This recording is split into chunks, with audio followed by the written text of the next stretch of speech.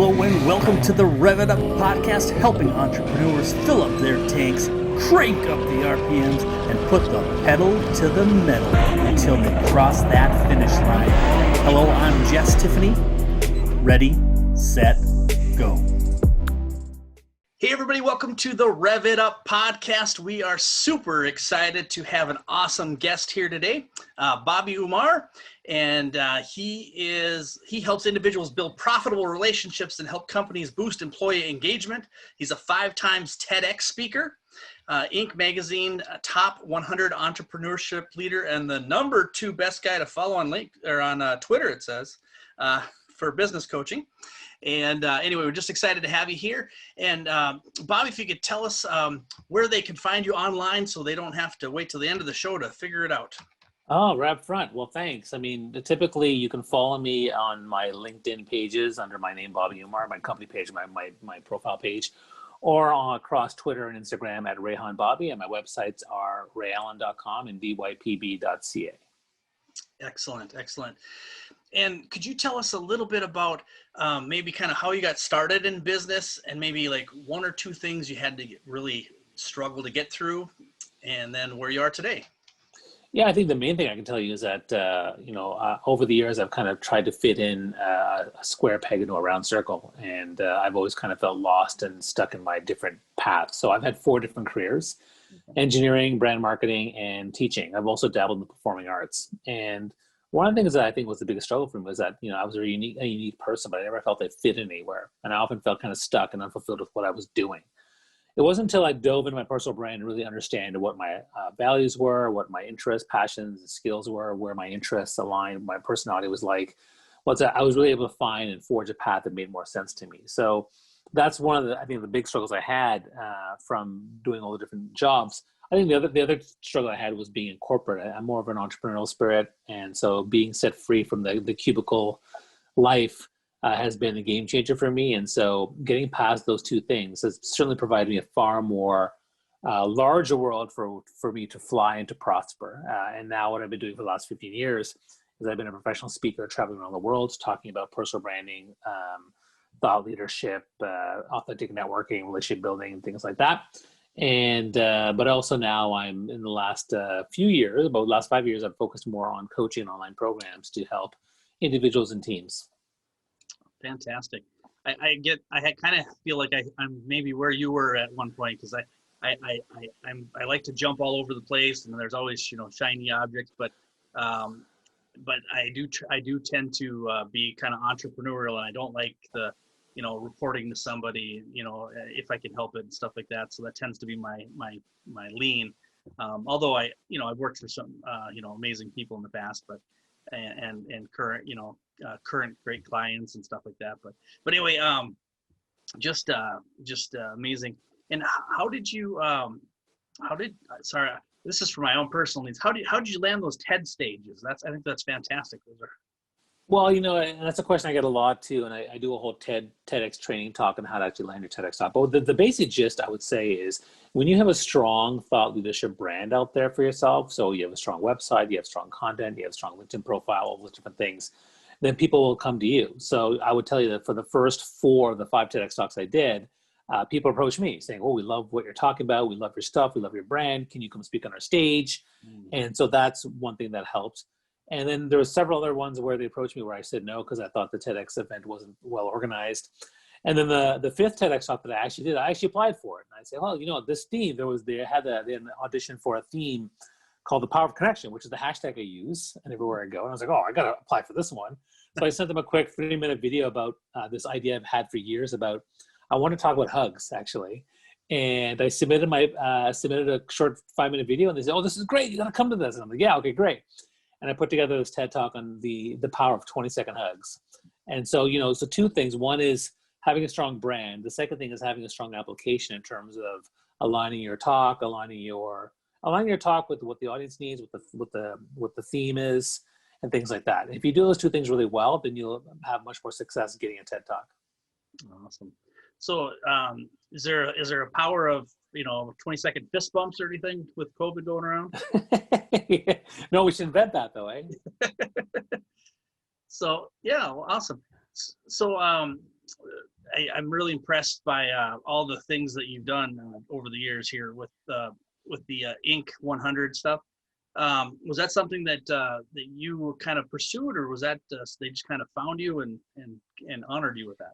Yeah, that's another one of those things where I was like, whoa, seriously? Like someone told me, and someone told me that, Bobby, you were just named one of the Inc. Magazine's top 100 leadership speakers. I'm like, oh, okay, you know. And I often get a bunch of those things. They're like, no, Inc. Magazine. And then you should look at who else is in the list with you. And I was like, so when I went to the website, I was like, oh, whoa, Richard Branson, John Maxwell, Brené Brown, holy cow. I was like, and it turned out the author had been following my stuff on Twitter for years. And he's like, oh, I love Bobby's stuff. And yeah, so I definitely got that. So, you know, some of my favorite accolades are probably the ones that came to me without me even knowing it, versus the ones where, you know, you apply for stuff or you submit yourself for an award. That one kind of blew my mind. So, and they did it twice, which is great. Wow. That is really amazing. Yeah, just to even be listed with people like that is pretty amazing. So my name is Jess Tiffany, and so I got a notification that I was on a list for the top 250 best or most professional business women the other day. Women? So, yes. Seriously? Yes. I'm like, wow, that's great. Obviously did not vet people very well for this list that she made. And I don't know, it was some obscure website. I suppose maybe they're using it for but were you in the top 10? I mean, if you were, you might as well write it. Just say, listen, just write it. It just said top 250. I don't know if it actually had me listed as a number within the 250, but anyway, I just thought that was really silly. Okay. Well, it reminds me of another one where I was listed the top 1,000 marketing rock stars, and I was like, 1,000, like that's a lot of people. But then I looked into it, and I was actually like 27. I was like, okay, that's pretty good. 27. Okay. Yeah, that's not bad. That's not bad. That's pretty good. And so over the years that you've been doing the personal branding, is there like one or two tips that you could give the audience that really just kind of maybe helped you get a breakthrough? Well, I think the biggest thing I can tell you about personal branding, which is that 90% of people don't do the work. It takes a lot of work. It's like someone who works like their butt off, like 10 hours on a resume, right? And they try to really hone it and put it together and make sure it's really nice and has all the keywords, and they put a lot of effort into it. With personal branding, same thing. 90% of people don't do the work. And what they do is, personal branding is broken down into three areas. You discover your brand, which is diving deep. You then design your brand, and then you deliver your brand out there. And most of us are constantly designing our brand. We're planning, strategizing, putting the tactics together, thinking about how we want our profile to be, our plan for our career or business, or our digital marketing plan. And when we do that, we use our own intuition, our experience. Maybe we have a couple of advisors, and in doing so, we end up with something that's 40, 50, 60% aligned.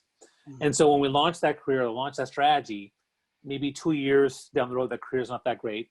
Or maybe 2 months down the road, that digital marketing strategy isn't that great.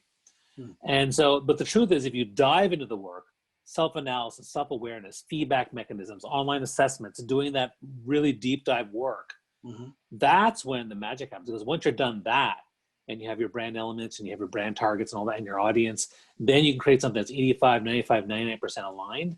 And that's when the magic happens for your business, career, or the content you're putting out there. So I think the number one tip I can tell people with personal branding is do the work and commit to the process.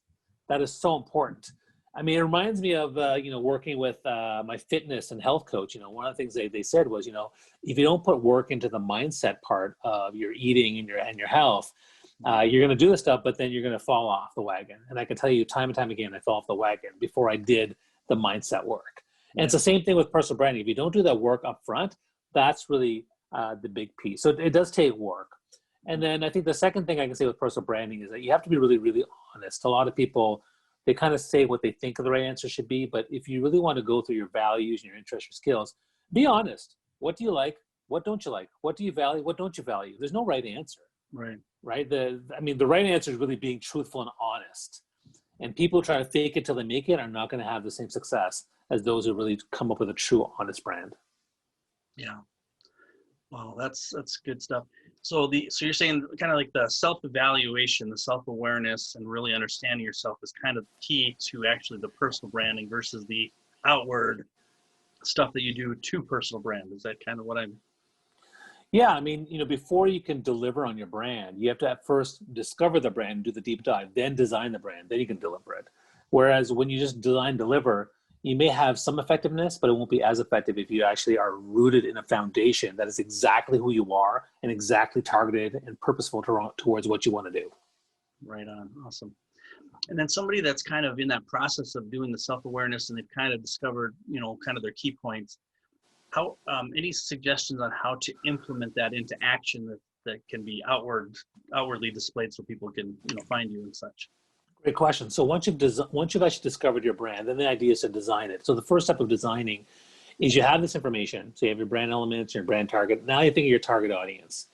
Think of your audience. Who's your target? What's your objective? And what does the target audience feel? What are their pain points? What are their bliss points? What kind of value are they looking for out there? So for example, when I look at my brand, when I put out my stuff around storytelling, right?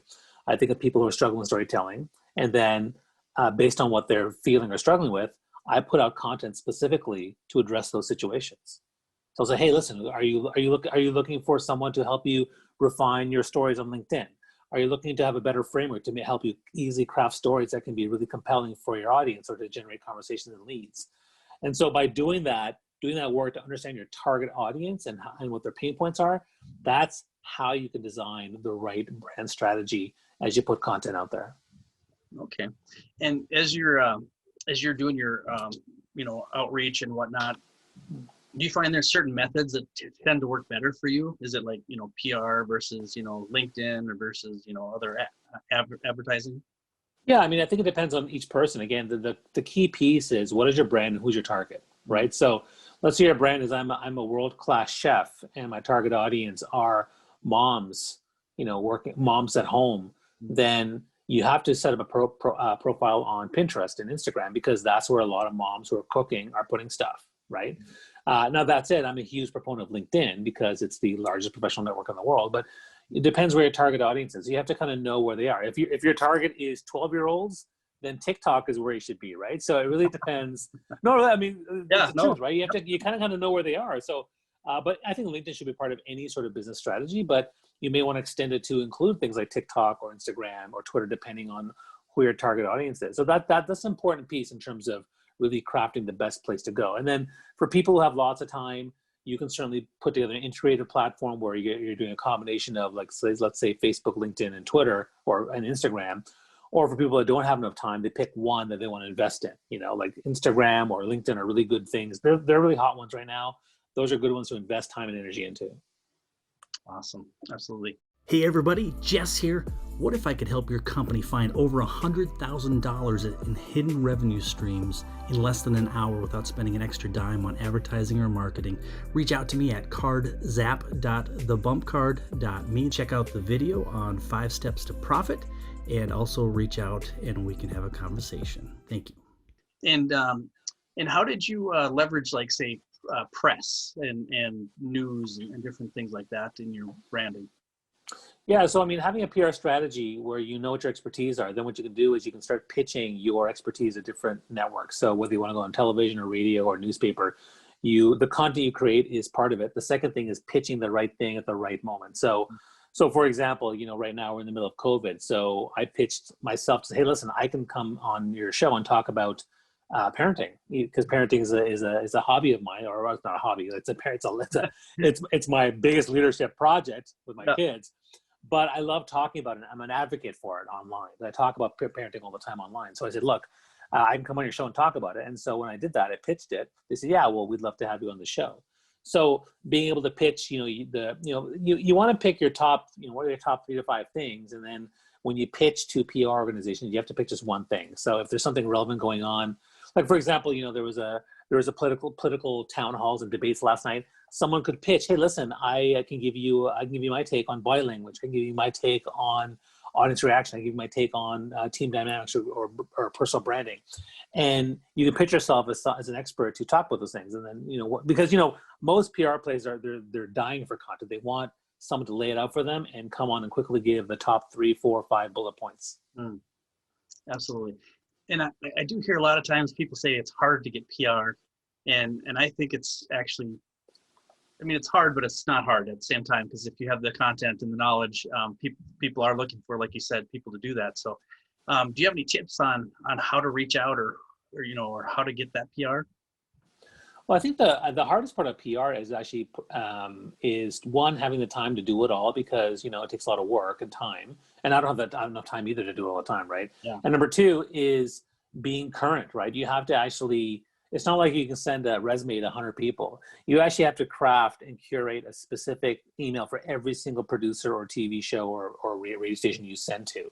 It's got to be, so it takes a lot of time to do each one individually. So one of the things that's really important is that when you pitch to somebody, lay out exactly what the points are you going to make.